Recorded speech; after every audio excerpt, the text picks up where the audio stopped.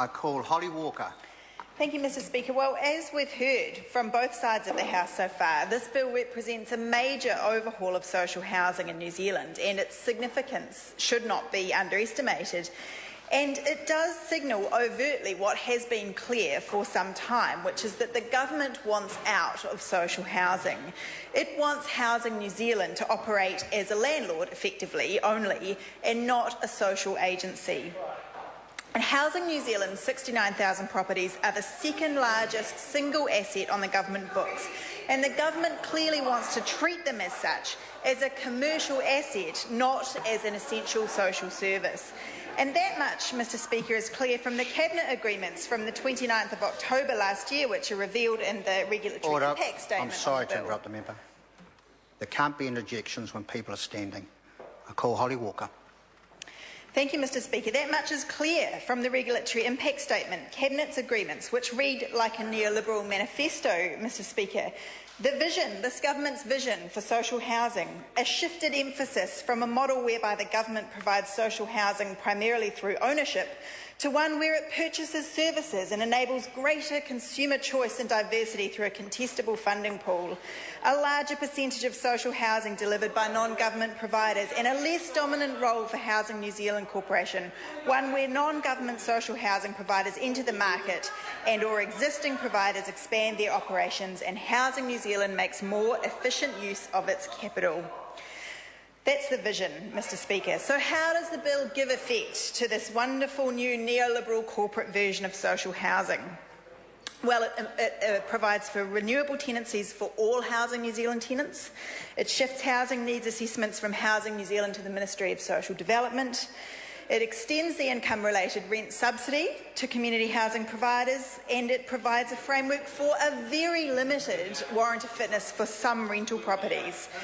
Now, there's this very small amount of good news in this bill, and that's the extension of the income-related rent subsidy to the community housing sector. But there are some incredibly damaging measures in this bill as well, and the worst of those is the extension of renewable tenancies to all Housing New Zealand tenants. Now, in July 2011, renewable tenancies were introduced for new Housing New Zealand tenants.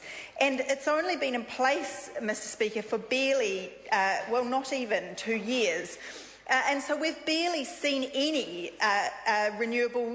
any tenancies renewed under the pilot scheme of renewable tenancies that's now being extended to all tenants. So yet, with barely any reviews undertaken, they're going to roll them out to everyone, even though they haven't had the opportunity to actually test them and see how they work in practice and analyse the data and review what the outcomes are for the tenants who've been moved out of Housing New Zealand homes, because they haven't had time to implement the pilot policy yet. They're already rolling it out to everybody in Housing New Zealand properties. It doesn't make any sense, Mr Speaker.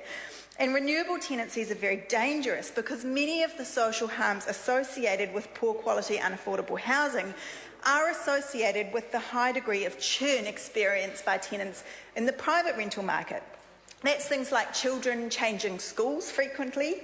It's things like social dislocation and isolation experienced by families who move frequently and who are unable to put down roots in their community. It's things like the inability to be part of that community and participate fully because they're constantly moving around. Now, that is very common in the private rental market, and that is what we're going to see now in the social housing market because of the extension of renewable tenancies to all tenants in Housing New Zealand and social housing properties. And at the moment, Housing New Zealand tenants, if they're able to get into a Housing New Zealand home, get a blessed relief from this dislocation of the private rental market, because finally, after years of that dislocation and severe housing stress and often homelessness, they actually have a place to call home where they can put down roots, where they can become part of the community, where their children can go to the same school for a number of years and they can begin to rebuild their lives. That is one of the beauties of Housing New Zealand and the state housing system, Mr Speaker. And perversely enough for the outcomes of this bill, the ability for tenants to participate fully in their education and their community and develop their social connections dramatically improves the chances that they will be able to recover and move into private housing or purchase their own house on their own steam. So Housing New Zealand's existing policy actually makes it more likely that those tenants are going to be able to recover and move on. Extending renewable tenancies will affect many people before they're ready to do that, Mr Speaker, and it's likely to contribute to a high level of churn in the social housing market as well as in the private housing market. Now, the other concern we have about extending renewable tenancies is that it's going to affect a high number of elderly and disabled tenants who've been in their Housing New Zealand homes for a long time and for whom being moved on will be incredibly disruptive and harmful. And the Minister's told us he's budgeting to evict 1,000 tenants or households in the first year of this policy being in place and 2,000 in the second. So that's 3,000 evictions, as we heard before, in the middle of a housing affordability crisis. And in the Green Party, we say, Mr Speaker, that he should build 3,000 new houses to accommodate this demand. And he should give those tenants, because he'll talk about tenants who are in Housing New Zealand homes who are already paying market rents and therefore don't need to be there. Well, he should give those tenants the opportunity to purchase equity in their Housing New Zealand houses. If they're able to pay market rents, then that money that they can afford to pay should go towards purchasing equity in those houses so that they have an opportunity not only to get onto the housing, to the home ownership ladder, but we also increase the supply of affordable housing by continuing to build new Housing New Zealand properties to replace them. The second concerning element of the bill, Mr Speaker, the shift from Housing New Zealand to MSD, the responsibilities of needs assessment for tenants. Again, it signals that Housing New Zealand and the Minister wants out of service provision in the housing sector. And arguably, I think in some ways, this could be seen as an improvement, since Housing New Zealand has been so terrible at doing these needs assessments since the introduction of the 0800 number. And there is indeed some rationale to have eligibility assessed by the same agency that assesses eligibility for the accommodation supplement. So there's some potential with this idea. The problem is that what we know about WINS and MSD and their attitude towards dealing with clients is that they have a strong incentive not to tell people about their full eligibility and entitlements for support. They have a strong incentive to move people off welfare and not to put them onto the support that they could be eligible for.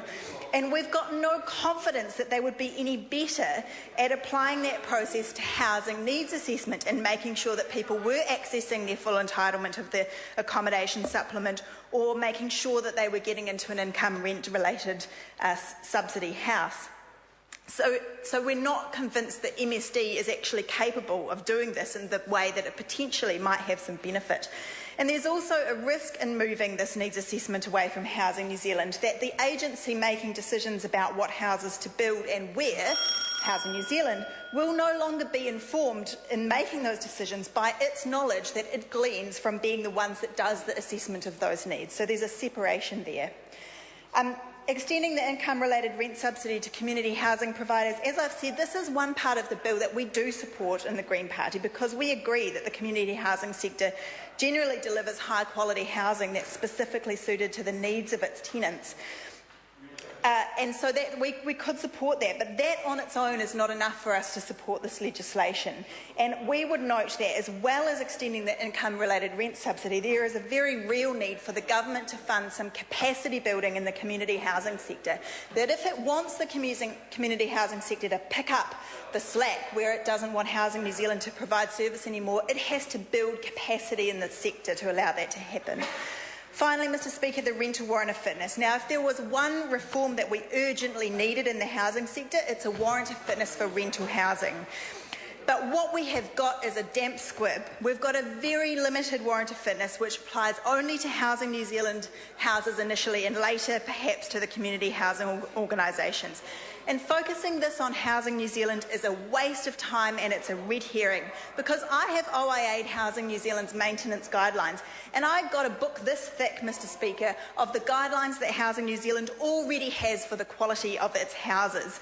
The problem isn't that they don't have robust standards at Housing New Zealand, it's that they don't implement or maintain their properties up to those standards, and they don't respond on time when tenants make complaints, Mr Speaker, and a warrant of fitness won't make a blind bit of difference difference to that.